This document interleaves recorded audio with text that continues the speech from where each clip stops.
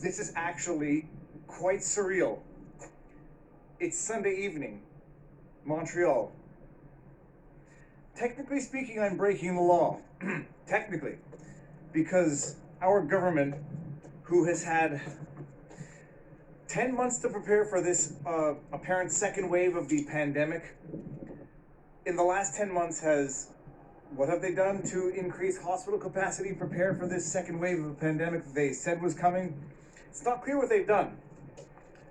But they say we're into it in a way that is so serious that they have to enact electroshock, and I'm quoting our Premier François Legault's terms, electroshock therapy to cause Quebecers to appreciate how serious the situation is.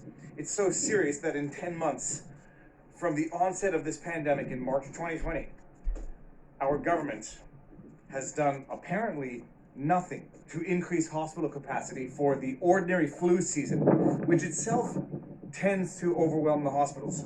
Nothing. Absolute nothingness. The ordinary flu season tends to overwhelm or at least stress our hospital infrastructure.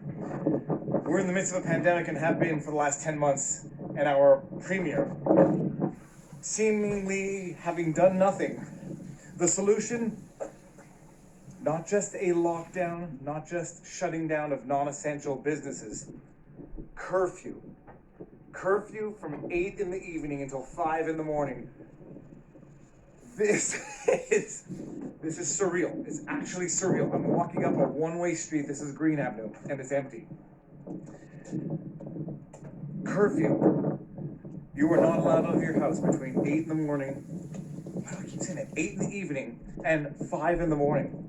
And if you are, you're breaking the law. That is how we, the citizenry, have to compensate, accommodate, comble is the word in French, how we have to cater to the incompetence of the government and their unwillingness or incapacity or negligence to have done what they're supposed to do. We now have to bear the brunt of that. The boot, so to speak. We're not allowed out of our houses between 8 in the evening and 5 in the morning for a month, 30 days, January 9th to February 9th. Who's taking bets as to whether or not this is going to be 30 days? I'll take a bet. I'm going to bet no.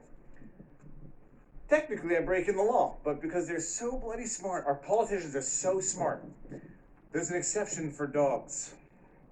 You're allowed out of your house to walk a dog after 8 o'clock, but be prepared to have papers, and I'm not even joking, I'm direct quoting from the conference, the press conference that our Minister of Health gave. If you leave in the evening and you're an essential worker, or you have authorization, or it's an emergency, whatever, be prepared to have proof.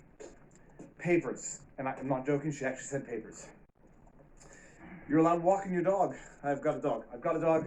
I've got a dog. But even with the dog, you're only allowed going 1 kilometer from your place, your house, your home.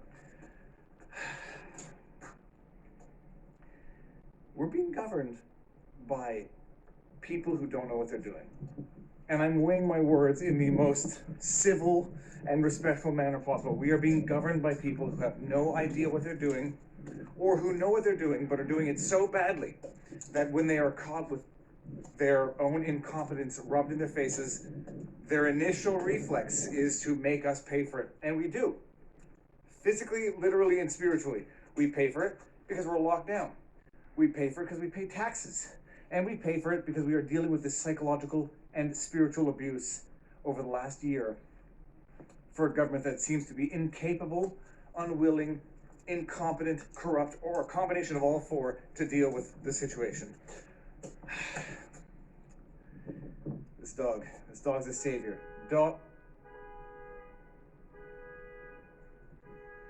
I feel at risk. The only problem is, who are you going to run into right now? The only people you're going to run it. I'm going to go hide. I'll be back in 1 second. We're living through crazy times, people. Keep your sense of humor. Humor changes more than force. Boom. Oh. No idea what's going on. Peace. Let me just share This a memory. Is actually quite surreal. Damn it.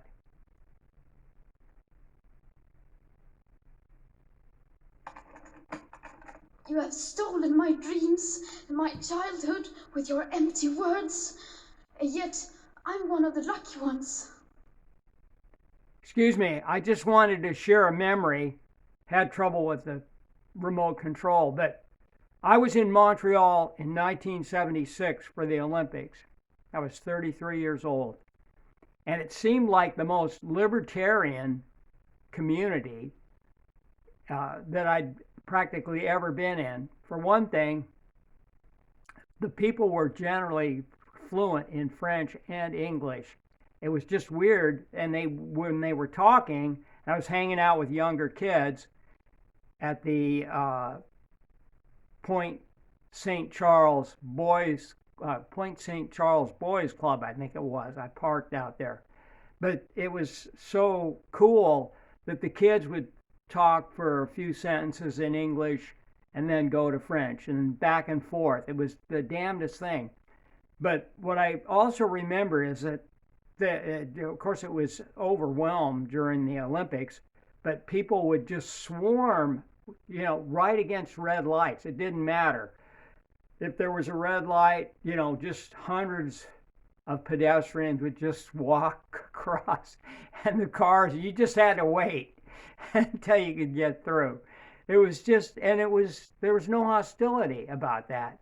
They just came and went as they pleased.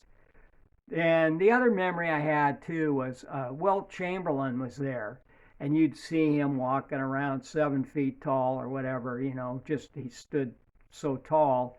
And then I remember Queen Elizabeth went through, and I think I got a glimpse of her in her limousine going through town. But that was the summer of 1976, and I had just quit my job as a health inspector for LA County. I'd done quite well buying and selling property. But anyway, I won't go into that. It's just the contrast in my mind from over the, 25, 35, 45 years, almost 45 years is unbelievable, because I don't think in 76 Montreal would put up with this. I think they'd know better. So anyway, that's all.